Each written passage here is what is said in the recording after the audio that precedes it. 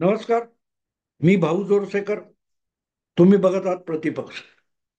मित्रांनो, आजकाल बातम्या आणि अफवा किंवा वावड्या यातला फरक कळत नाही. याचं कारण बातम्या असण्यापेक्षा नॅरेटिव्ह जास्त झालेले आहेत. कुठल्या तरी नेत्यांकडून, कुठल्या तरी सूत्रांकडून काहीतरी बातमी कळते किंवा त्याच्याकडून काहीतरी कुजबूज केली जाते. ती कुजबूज उचलून सूत्रांनी दिलेल्या माहितीनुसार बातम्या येतात. आणि हे जितकं आपल्याकडे चालतं तितकं जगभर सुद्धा चालू असतं. सगळ्या भाषेतल्या बातम्या या जितक्या राजकीय होत गेल्या तितक्या हळूहळू करत त्या बातम्या अफवांच्या स्वरूपात देखील पसरायला लागल्या. आणि अशीच एक अफवा सध्या जगभर धुमाकूळ घालते. ती आहे चीनचे सर्वे सर्व मानले जाणारे शी जिनपिंग यांच्या आजारपणाची, अपघाताची वगैरे वगैरे. गेले 8-10 दिवस तरी ही बातमी कुठून ना कुठून येऊन पोहोचते. तेव्हा मला एक जुना प्रसंग आठवतो. 1970च्या जमान्यामध्ये चीनमध्ये 3 माणसं अतिशय प्रभावी मानली जायची. एक होते चीनची क्रांती घडवणारे माओ त्से तुंग, ज्यांना नंतर माओ झेडॉंग असं नाव देण्यात आलं. चाऊ एन लॉय हे दुसरे होते. आणि तिसरी होते काय लिऊ शाओची नावाचे. मला आता ती नावं स्पष्टपणे आठवत नाहीत.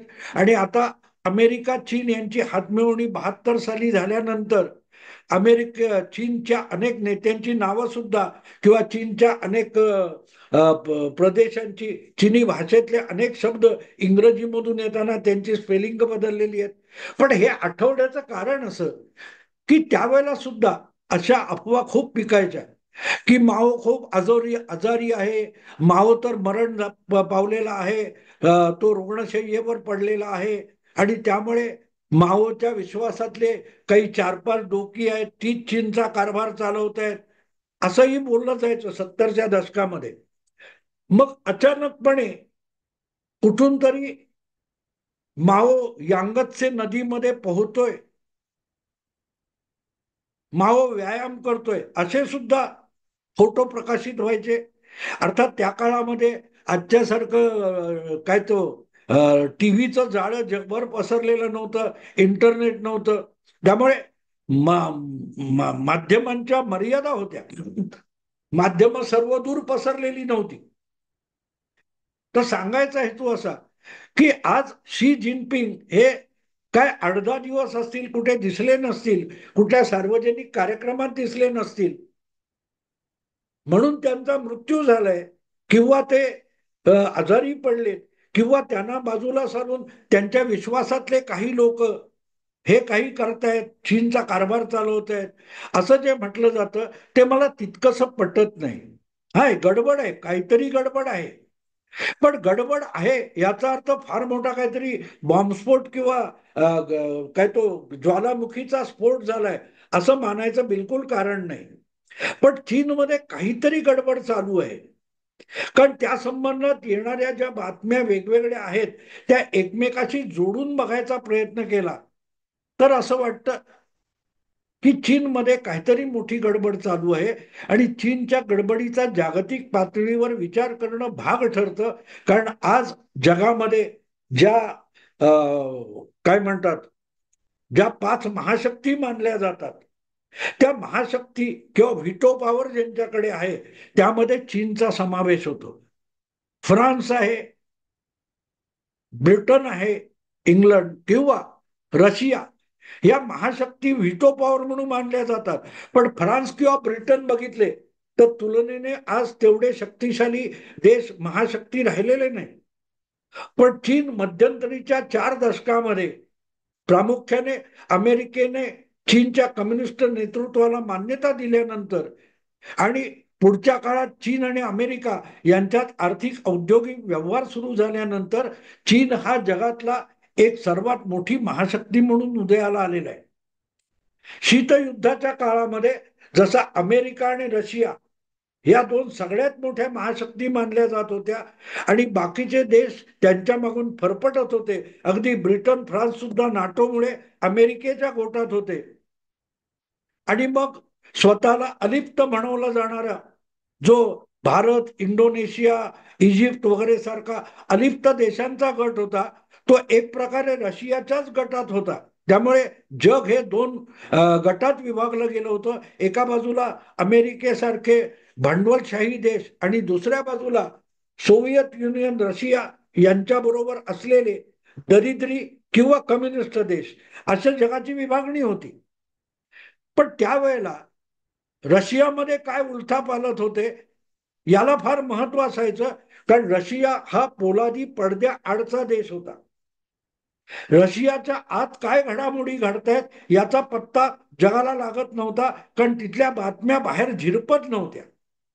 अलीकडल्या काळामध्ये सोव्हिएत युनियन मोडकळीला आलं किंवा मोडीत निघालं आणि त्याचं नेतृत्व करणारा रशिया आज महाशक्ती मानला जातो, तरी रशियामध्ये काही प्रमाणात जी काय दुबळी लोकशाही आहे, त्यामुळे तिथे घडणाऱ्या घटना निदान बाहेर थोड्याफार कळत असतात. पण चीनच्या बाबतीतली गोष्ट वेगळी आहे. चीनने स्वतःला आजही पोलादी पडद्या आड ठेवलेला आहे. चीनमध्ये काय होतंय त्याचा बाहेर फारसा पत्ता लागत नाही. चीनी सरकारी माध्यमातून किंवा चीनी कम्युनिस्ट पक्षाची जी माध्यमं आहेत त्यातून ज्या थोड्याफार बातम्या पाझरतात, पर्कोलेट होऊन बाहेर येतात, त्यावरून चीनमध्ये काय घडतंय याचा थोडाफार अंदाज करता येत असतो. आणि म्हणून मग विचार असा करावा लागतो की जर चीनी माध्यमातून सुद्धा अचानक तिथले सर्वे सर्वा असलेले शी जिनपिंग गायब झाले असतील तर काहीतरी गडबड होते हे मान्य करावं लागतं. पण त्यामुळेच एका बाजूला शी जिनपिंग दुबळे झालेत किंवा त्यांचा मृत्यू झालाय अशा बातम्या आहेत, त्याला जोडून चीनमधून येणाऱ्या काही इतर बातम्यांचा विचार केला तर मग चीन गडबडीत आहे असं दिसतंय. असं मानलं जातं की चीनची अर्थव्यवस्था ही खूप दगडी आहे. अमेरिकेच्या पाठोपाठ आज चीनची अर्थव्यवस्था आहे असं मानलं जातं. पण खरोखरच चीनची अर्थव्यवस्था ही तेवढी सशक्त आहे का याकडेही बघावं लागतं, बारकाईने बघावं लागतं. चीन सरकार किंवा चीनची अर्थव्यवस्था तिच्या डोक्यावर जो कर्जाचा बोजा आहे तो पेलण्याची क्षमता चीनच्या अर्थव्यवस्थेत आहे का याचाही विचार करावा लागतो. आणि मग त्याला जोडून येणाऱ्या बातम्या या शी जिनपिंग यांच्या अदृश्य होण्याशी जोडून त्याचा विचार करावा लागतो. एक बातमी अशी आहे की चीनमध्ये फार मोठ्या प्रमाणावर करबुडवेगिरी, टॅक्स न भरण्याची प्रक्रिया वाढीस लागलेली आहे. आणि म्हणून मग सर्वसाधारणपणे कर वसुलीच्या ज्या यंत्रणा आहेत त्यांच्या मदतीला पोलीस किंवा इतर यंत्रणा देण्याचा पवित्रा चीनच्या सरकारने घेतलेला आहे. अनेक जणांमध्ये कर बुडवेगिरी वाढलेली आहे आणि त्यामुळे शेवटी सरकार चालतं किंवा सरकारचा खजिना हा कर वसुलीतून भरला जात असतो, त्यातून सरकारचा खर्च चालत असतो. जर कर बुडवेगिरी वाढली तर सरकार दिवाळखोरीत जायला सुरुवात होते आणि सरकार दिवाळखोरीत गेलं तर आपोआपच चीनची औद्योगिक आणि आर्थिक व्यवस्था सुद्धा कर्जबाजारी होणार आणि दिवाळखोरीत जाणार हे स्वाभाविक आहे. तसं आपण बघितलं तर आज आपला दुसरा शेजारी जो आहे पाकिस्तान, तो सुद्धा दिवाळखोरीत गेलेला आहे. आपल्या जनतेच्या गरजा भागवणं, रोजचा खर्च भागवणं, उदाहरणार्थ आपल्या अरबी देशांकडून जे अनुदान मिळतं त्यावर पाकिस्तानची अर्थव्यवस्था कशी बशी टिकू नये. सौदी अरेबिया किंवा दुबई यासारख्या देशांनी दिलेल्या अनुदानावर पाकिस्तानची अर्थव्यवस्था चालते, इतकी ती अर्थव्यवस्था डबघाईला आलेली आहे. पण दुसरीकडे आता चीनकडे आपण बघितलं तर चीनमध्ये जर टॅक्स बुडवणं सुरू झालं असेल तर चीनची अर्थव्यवस्था गडबडायला लागली, लडखडायला लागली, हे सुद्धा मान्य करावं लागतं. पण चीन आणि पाकिस्तान यामध्ये मोठा फरक आहे. मोठा फरक एवढ्यासाठी आहे की पाश्चात्य देश आणि अमेरिकेसारखा सगळ्यात मोठा उलाढाल करणारा देश आज चीनवर अवलंबून आहे उत्पादन व्यवस्थेसाठी. चीनला जगाचा कारखाना मानलं जातं. आज मी काल परवा अमेरिकेतून आलो. अमेरिकेतून तुम्ही कुठलीही तुम्हाला महत्वाची वाटणारी वस्तू विकत घेऊन आलात आपल्या कोणाला मित्राला परिचिताला देण्यासाठी, तर त्या वस्तू निर्माण करणारी कंपनी कुठची, तर ती अमेरिकन असेल.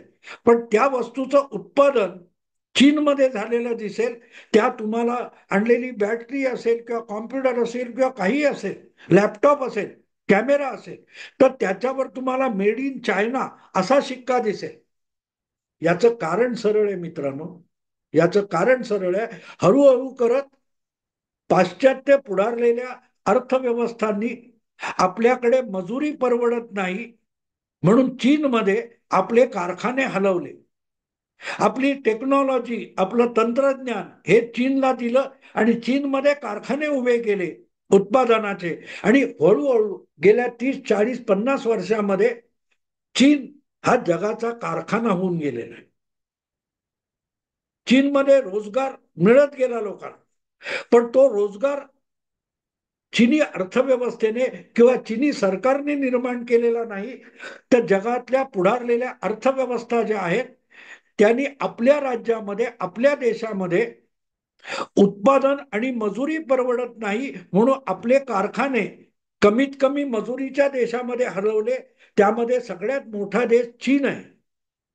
आणि त्यातून चीनमध्ये बिलकुल बेरोजगारी होती, त्यांना कमी पगाराचा का होईना रोजगार मिळाला आणि चीन हा देश जगाचा एक कारखाना बनून गेला.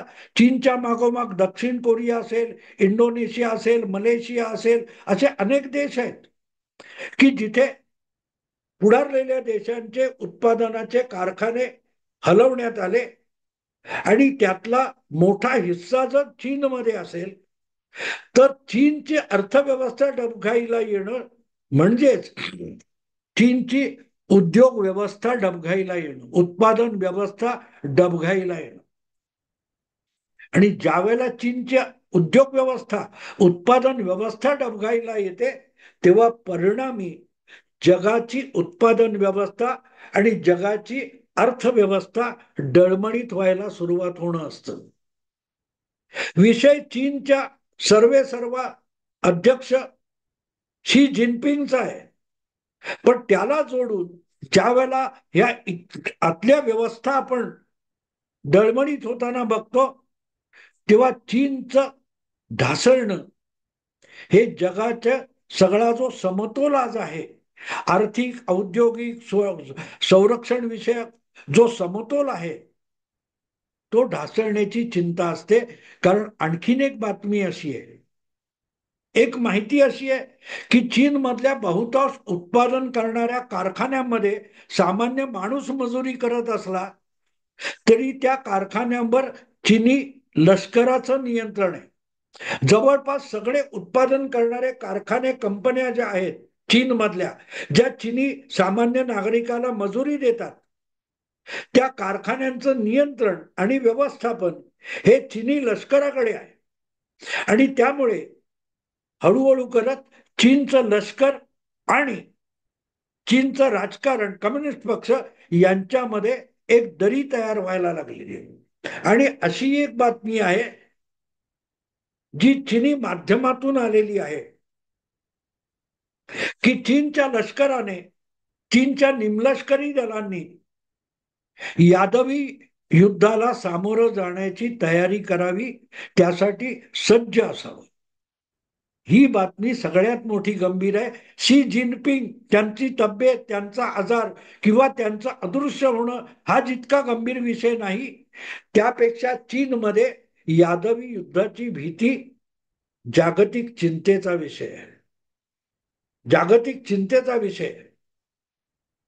कारण चीन अगर जगातल्या मोठ्या अर्थव्यवस्थांना उत्पादन व्यवस्थेची मदत करत असेल तर चीन मधली यादवी ही तिथल्या उत्पादन व्यवस्थेला आणि तिथल्या अर्थव्यवस्थेला डळमळीत करू शकते. आणि बघता बघता चीनची यादवी ही पाकिस्तानच्या मार्गाने जाऊन आज पाकिस्तानमध्ये जे अराजक माजलेलं आहे तशी परिस्थिती चीनमध्ये निर्माण होऊ शकते. पण पाकिस्तान हा जगाच्या अर्थव्यवस्थेमध्ये आणि उत्पादन व्यवस्थेमध्ये 1% देखील हिस्सेदार नाहीये. पण चीन हा जवळजवळ 50%पेक्षा किंवा 50%च्या आसपास हिस्सेदार आहे. आणि म्हणून चीन मधली डळमळीत अर्थव्यवस्था किंवा उत्पादन व्यवस्था हा जागतिक चिंतेचा विषय होतो. आज शी जिनपिंग यांचं अदृश्य होणं किंवा चीनमधून येणाऱ्या या करबुडवेगिरी किंवा करवसुलीचं काम पोलिसांकडे सोपवणं इथपर्यंतच्या बातम्या सूत्रांकडून असतील, खऱ्या असतील, खोट्या असतील, पण त्या चिंतेचा विषय आहे. कारण चीन हा एक प्रकारे अराजकाकडे वाटचाल करतोय याचा हा सुगावा आहे. जगामध्ये भारत, चीन, तुमचा अमेरिका आणि रशिया हे 4 पाय आहेत. या 4 पायांच्या आधारावर जगाची अर्थव्यवस्था नावाचं जनावर आपला समतोल चालवत असतं. जगाची एकूण व्यवस्था ही चौखांबी आहे. याचं कारण जपान आपला चीनशी टक्कर देऊ शकेल अशी लोकसंख्या भारताकडे आहे. उत्पादन व्यवस्था भारताकडे चीन एवढी परफेक्ट नसेल, पण चीनचा तोल जात असेल तर तो सांभाळण्यासाठी जगाला आपोआप भारताकडे बघावं लागेल. कारण भारताची अर्थव्यवस्था आणि भारताची उत्पादन व्यवस्था चीन इतकी समर्थ नसली तरी तुलनात्मकरित्या बघितलं तर भारतीय अर्थव्यवस्था ही समतोल आहे. आणि चीनमध्ये जो खड्डा पडेल तो भरून काढण्याची क्षमता असलेली लोकसंख्या भारताकडे आहे. उत्पादन क्षम असलेली लोकसंख्या भारताकडे आहे. आणि म्हणून याचा विचार चीनमध्ये यादवी होण्याची शक्यता, चीनमध्ये बुडवेगिरी वाढली त्यातून निर्माण होणारी समस्या, चीनी कम्युनिस्ट पक्षामध्ये निर्माण झालेली नेतृत्वाची पोकळी, त्यातून राजकीय अस्थिरता, या सगळ्याचा जो जागतिक परिणाम आहे त्याचा फायदा भारताने घ्यायचा असेल तर त्याचा विचार करण्याची सुरुवात आत्तापासून झाली पाहिजे. आणि त्यासाठी भारतामध्ये जे विभक्त झालेलं किंवा दुभंगलेलं राजकारण आहे ते सांधून सगळ्या पक्षांनी, सत्तेत असा, विरोधी पक्षात असा, पण देशहितासाठी ही जी संधी निर्माण होते तिचा फायदा भारत कसा घेणार याचा विचार सगळ्या पक्षांनी मिळून करावा लागेल.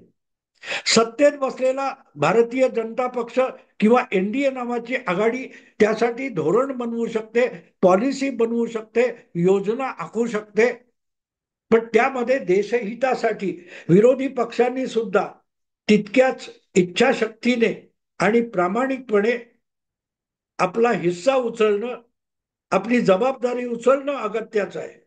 त्यामुळे वेळ अशी आहे की जगात 21व्या शतकात सर्वात मोठा समर्थ देश होण्याची अपूर्व संधी या परिस्थितीने, या अफवांमधून भारताला मिळताना दिसते.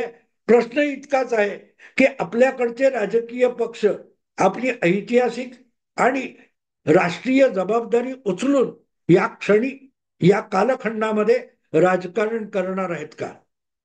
कारण हळूहळू करत चीन सारखा एक समर्थ आणि अगडबंब देश हा सुद्धा पाकिस्तानच्या वाट्याने जायला निघालेला आहे. पाकिस्तानच्या वाटेने, त्या रस्त्याने जायला निघालेला आहे.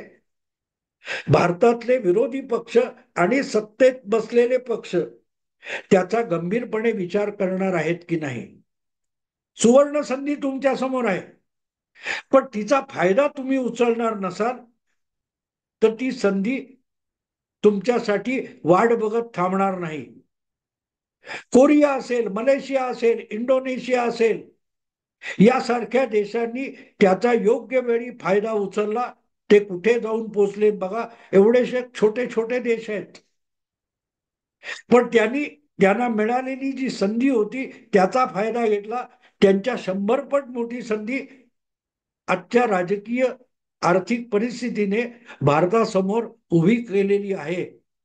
आपण त्याकडे डोळसपणे बघणार आहोत की नाही? आपल्या विविध पक्षात पसरलेले राजकीय नेते त्याचा तितका गंभीरपणे विचार करणार आहेत की नाही, एवढाच प्रश्न आहे. परिस्थिती तुमच्या समोर मांडली. तुम्हाला आवडलं, लाईक करा, शेअर करा, सबस्क्राईब करा. नमस्कार.